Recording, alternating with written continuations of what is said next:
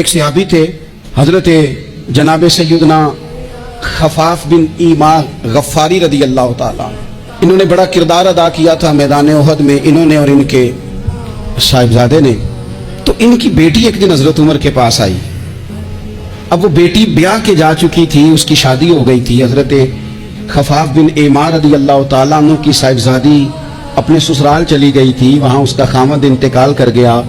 وہ خاتون واپس آ گئی، وہ حضرت عمر سے ملی، بیوہ عورت۔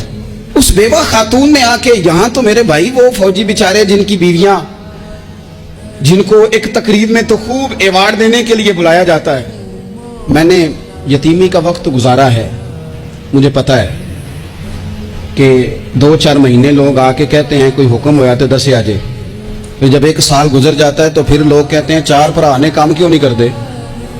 تو ایسے تو نہیں نا کہ ابا ایسے ہی چلا گیا تھا، بڑا کچھ دے کے گیا ہے، کدھر ہے فلانی چیز؟ لوگوں کا نظریہ تھوڑے عرصے کے بعد اور ہو جاتا ہے۔ آپ نے بڑے بڑے شہداء کے گھروں میں ایوارڈ تو دیے، کیا کبھی آپ نے پلٹ کر دوبارہ غور کیا کہ ان کے بچے کہاں ہیں، ان کی بیوہ کس حال میں ہے؟ وہ زمانے کی تیز دھوپ اور تیز آندھی کا مقابلہ کیسے کر رہے ہیں؟ بغیر باپ کے جو انسان کو کھلے آسمان تلے وقت گزارنا پڑتا ہے وہ کتنا کو مشکل ہوتا ہے، وہ کس طرح ٹائم گزار رہے ہیں، یہ کبھی سوچا لوگوں نے؟ یہاں تو نرنگیے سیاست دوران تو دیکھیے منزل انہیں ملی ہے جو شریک سفر نہ تھے، جو نکلے ہی نہیں تھے وہ منزل تک پہنچ گئے، اور جنہوں نے جوانیاں گزار دی وہ رستے میں رہ گئے۔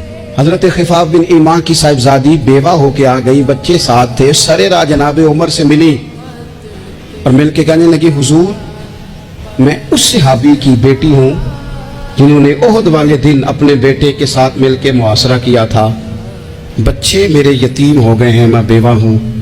حضرت فاروق اعظم رضی اللہ تعالیٰ عنہ نے فہرست نہیں مانگی، خرچے کی ڈیٹیل نہیں مانگی، تم آنا فلانے سے ملنا، پرسوں 9 بجے آ جانا دفتر، یہ کوئی بات نہیں کی۔ حضرت عمر غور سے کھڑے، اس بیٹی کی بات سنی، چھم چھم سیدنا فاروق کی آنکھوں سے آنسو گرے، دوڑ کے گھر گئے، ایک اونٹ نکالا، وہاں سے مال غنیمت کا مال کے بھر کے 2 بوریاں، اور بوریوں میں کیا تھا؟ چاندی بھی تھی، نقدی پیسے بھی تھے، کچھ ضرورت کا سامان بھی تھا، غلہ بھی تھا۔ 2 بوریاں بھر کے اونٹ پہ رکھ کے خود لگام اس بیٹی کے ہاتھ میں تھما کے کا پتر سامان بھی تیرا ہے، اونٹ بھی تیرا ہے، اور یہ نہ سمجھنا یہی کچھ تجھے دیا ہے، جب یہ ختم ہوگا تو رب تیرے لیے اور بندوبست فرمائے گا۔